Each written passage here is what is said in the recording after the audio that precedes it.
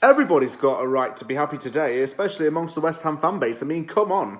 It's the day everyone's had on the calendars for quite some time. I know I have. I've been counting down the days, hours, minutes, seconds, nanoseconds, everything within the time-space continuum, waiting for this moment to come.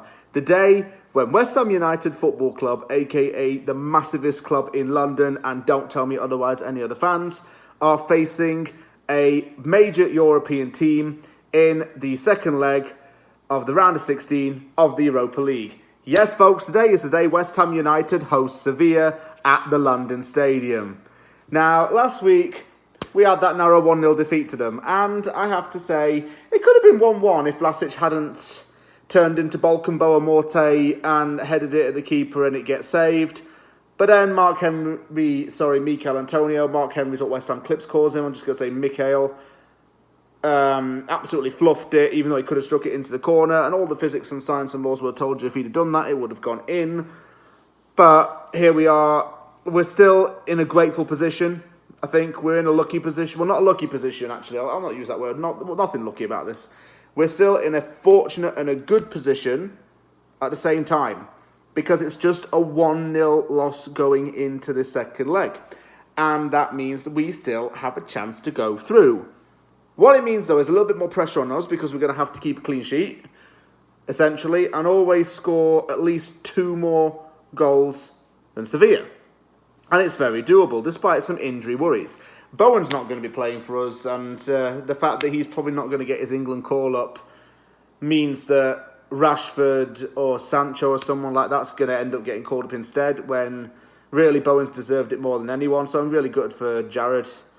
I don't know if Aaron Cresswell's really going to be back in time for this game. He's facing late fitness tests, I believe. And as for Antonio, I could actually cope with him not playing in this game if it means that he's fit for Spurs. But he's still a massive loss regardless. Because I thought Antonio absolutely bullied Sevilla in the first leg. He really did. He made some really long striding runs, threatened them, and he just should have shot that scuffle ball from the Vlasic header save. And we could have been talking about a 1-1 going into this instead of a 1-0, but either way, we're still not in a bad position, like I say, and we're still going to give it our best, I hope. In a nutshell, Sevilla's having an exceptional season in Liga. Don't forget, this team has only lost twice in its domestic league all season, and that is really something to boast about for them. We've got to look at that as, well, a record's there to be broken, and just because their league form's good doesn't mean they're going to be good in Europe, so to speak. Even though Sevilla's won it a record 6 times. It doesn't mean that we have to fear them. And we didn't show a fear factor when we played them in Spain. We showed determination, we showed grit, and many individuals punched above their weight to put in solid performances. I thought Ben Johnson was excellent in the game in Sevilla. I thought he was fantastic. And he was so combative. I want to expect more of the same from him. And I would definitely start him in this game. I think if you're looking at this Sevilla team, it's got so much depth in it. I'm looking at my screen right now where my notes are. They have so much depth in every position, from forwards to midfield. They've got depth in goalkeeper. Mine just sold to West Ham because that's all we ever seem to sign every summer. And they got a lot of depth in defence. Yeah, they got depth. They got options. Yeah, kind of jealous because we don't. As for my 3 players that are my ones to watch, first up is Lucas Ocampos, who failed the Ben Johnson test and had to go on the other wing when we played them last week.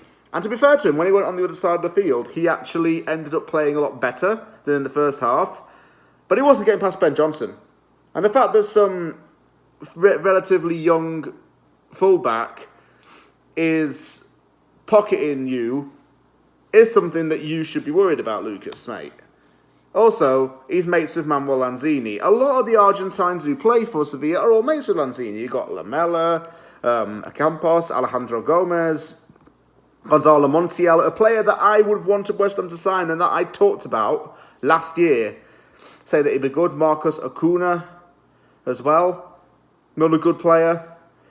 Yeah, some big Argentinian reunion at the Bowl.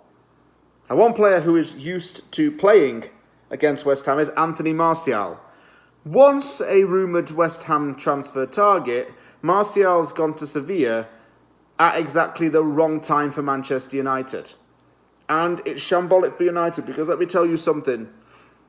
They had Marcus Rashford, who was in good form, and they had Martial, who was coming back strong despite heavy criticism. And what did they do? Replaced one with a 34-year-old Uruguayan in Edison Cavani, and also brought back 37-year-old Ronaldo to limit Martial's game time. So Martial's gone out to Spain with a point to prove, and I think he's going to do it. I think he can do it with Sevilla because he's at a very successful club and one that could meet his ambitions for the remainder of the season. So Martial, I reckon, could be a threat on Thursday. Whether he starts or not, that remains to be seen. But I would expect him to come on as a substitute at some point regardless of that. And also a former Premier League player, Jesus Navas. Now, Manchester City fans will be familiar with Jesus Navas because he spent 3 years playing in Manchester, but before that he was with Sevilla for 10 years and is considered a Sevilla club legend. He's made over 400 appearances for Sevilla and has scored 25 league goals. As for a player who played for both, Javier Chicharito Hernandez played for both West Ham United and Sevilla. Now, when Javier Hernandez signed for West Ham, it was a really buzzing time because we finally landed a Premier League proven striker and a clinical fox-in-the-box goal scorer. Mainly he was put on the substitute bench by David Moyes, and I don't know if he really was given a fair shot, but I liked him a lot. He left West Ham in the summer of 2019 to go to Sevilla, where he made 9 appearances and scored 1 goal. This will be the last club he played for in Europe, because he then moved stateside to play for the Los Angeles Galaxy, which is convenient for him. As he's Mexican, the driving distance from Los Angeles to the Mexican border is like 2 hours, so he's very close to his family, and Los Angeles is a very big sporting city in the States. So I think he will thrive there as he approaches the latter stages of his career. Score prediction for this, ideally we would need a 2-0 win at the very least to go through. But I can't promise anything with that. As for my prediction, I can't jinx. I might actually try and jinx this in our favour, and I'm going to say 2-0 Sevilla. Just because I hope that me being wrong in the prediction means that we win and the opposite effect happens. That's just wishful thinking, though. But that said, I'm really looking forward to this game. Really looking forward to European football, and let's hope that our European dream can continue with a win. Really excited. Thank you very much for watching this video of Opposition Uncovered. If you like the video and you watch my channel regularly, you know what to do by now. Hit that like button, subscribe for more content, comment below because I like reading all of your comments, everybody. Take care, and I will see everybody soon. Hopefully, we can progress in Europe.